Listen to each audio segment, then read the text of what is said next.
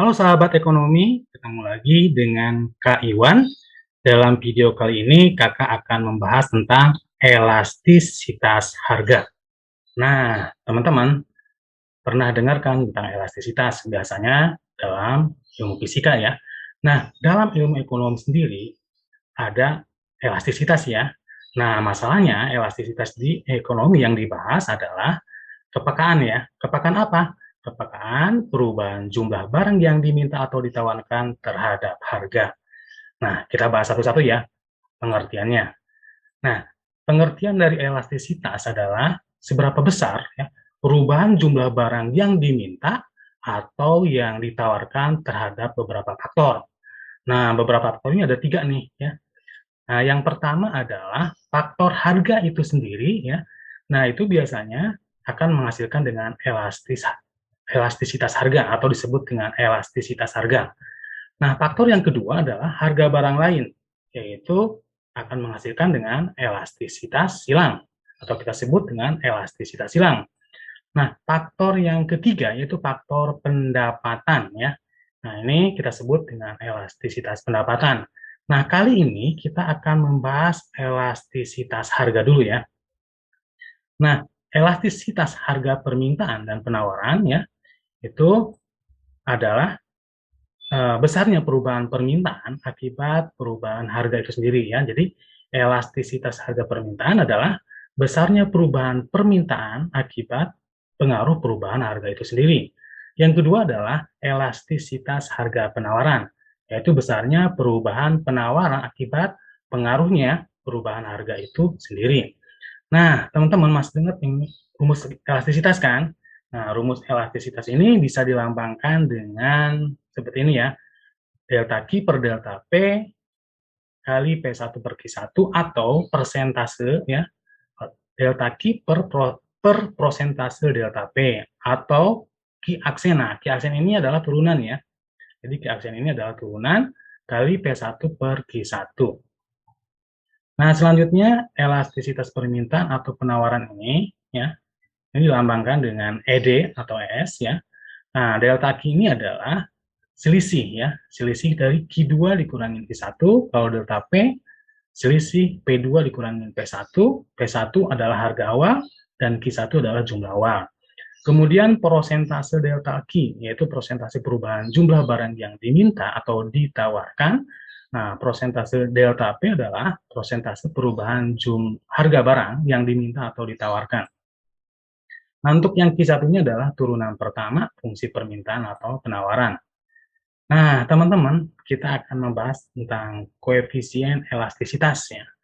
Jadi koefisien elastisitas itu ada 5 nih ya teman-teman ya. Yang pertama adalah elastisitas. Jadi syaratnya elastis ya, yaitu E-nya lebih besar dari 1 atau prosentase delta Q-nya lebih besar dari prosentase delta P. Contohnya barang mewah ya. Kemudian yang kedua adalah E lebih kecil dari 1, inelastis, atau kita sebut ya dengan inelastis, yaitu prosentase delta Q-nya lebih kecil dari prosentase delta P, contohnya barang kebutuhan pokok. Nah, yang ketiga, E sama dengan 1, yaitu kita sebut dengan uniter, yaitu persentase delta Q-nya sama dengan prosentase delta P, contohnya barang sekunder atau elektronik. Kemudian yang keempat adalah elastisitas sama dengan tak terhingga ya. Nah, ini kita sebut dengan elastis sempurna ya. Delta Q-nya berubah ya. Jadi berapapun delta Q-nya, perubahan jumlah barang ya, itu P-nya tetap ya. Contohnya apa? Bumbu dapur. Nah, kemudian elastis demand sama dengan 0 ya. Berarti inelastis sempurna ya, kita sebut inelastis sempurna, yaitu berapapun harga, ya, berapapun harga yang berubah, Q-nya tetap. Contohnya obat-obatan atau antibiotik. Nah, sekarang kita kurva elastisitas permintaan seperti ini teman-teman ya, landai. Di sini delta Q-nya itu lebih besar dibandingkan delta P. Nah, untuk yang penawarannya seperti ini sama ya. Ini delta Q-nya lebih besar dari yang delta P, dia lebih naik ya dari kiri bawah ke kanan atas. Kemudian inelastis permintaan. Nah, inelastis permintaan ini agak curam nih ya. Ini delta P-nya. Nah, delta P-nya ini lebih besar dibandingkan delta Q. Nah, untuk penawarannya ini sama juga, delta P-nya lebih besar dibandingkan delta Q. Hanya grafiknya ini dari kiri bawah ke kanan atas. Kemudian kurva uniter permintaan, yaitu harganya sama nih teman-teman ya, perubahan delta P dengan delta Q-nya sama, jadi ini sama. Nah, untuk penawarannya ya, uniter penawaran ini sama ya, perubahan delta P sama dengan perubahan delta Q. Nah, untuk elastis sempurna, permintaan dan penawaran kurvanya sama ya teman-teman ya. Nah, di sini sebanyak perubahan delta Q, ya, berapapun perubahan delta Q, ini tidak merubah harga. Maka kurvanya adalah horizontal nih ya teman-teman ya. Kemudian inelastis sempurna. Nah, inelastis sempurna ini kurvanya adalah seperti ini ya teman-teman ya, vertikal. Jadi berapapun perubahan harga ya, itu tidak mempengaruhi jumlah. Nah, teman-teman, kita akan membahas soal-soal SBMPTN ya, yaitu soal SBMPTN dan SIMAK UI. Yuk kita bahas soalnya.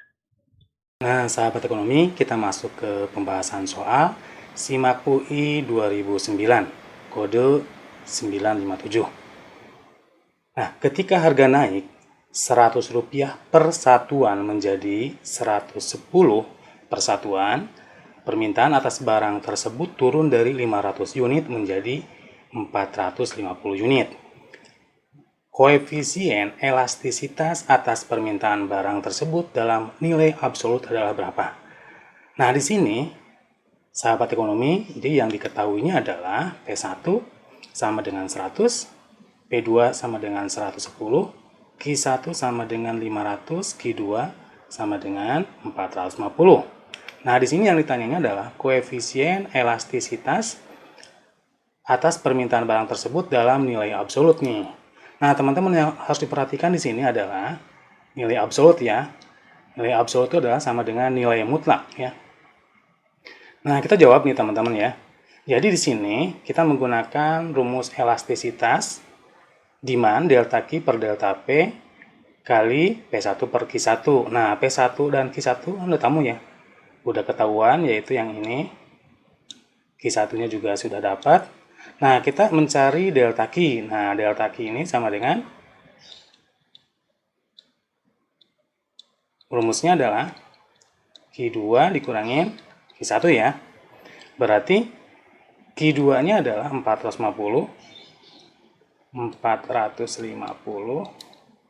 dikurangin 500 ya. Nah, berarti delta Q-nya akan diketahui sama dengan minus 50 ya. Minus 50. Nah, ini delta Q-nya. Kemudian delta P-nya. Delta P-nya sama dengan P2 kurangin P1 juga ya.